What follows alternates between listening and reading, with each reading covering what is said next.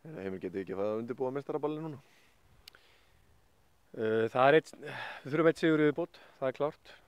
Fjölnir vann og það munar 7 stigum og við þurfum að halda áfram. Við þurfum að sækja þennan titil eins og ég hef sagt áður og spilaði Val á sunnudaginn og Valsararnir verið á miklu skriði þannig að við þurfum að vanda til vegs á sunnudaginn. Þú veist að hafa fyrir þessum sigur í dag?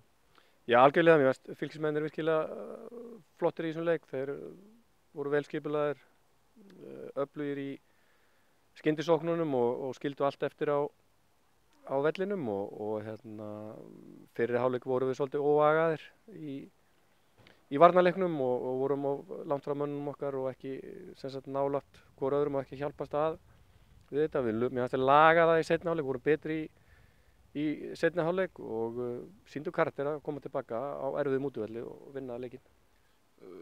Fáið 2 mörk á okkur úr 2 færum eiginlega bara í fyrri hálfleiknum. Hvað sagðirðu við strákana í hálfleik? Ég held að það hafi nú verið fyrsta skipti í sumar sem ég var alveg brjálaður þannig að það er ekkert hægt að hafa það eftir sem ég sagði. Davíð Þór, hann skorar ekki svona mörk á æfingum minnir?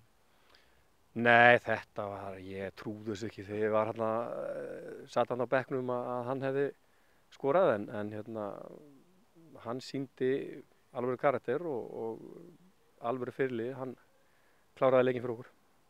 Kæli og virtist vera svolítið svona tindurinn á vellinum, hvernig fannst þér frammistaðan hans?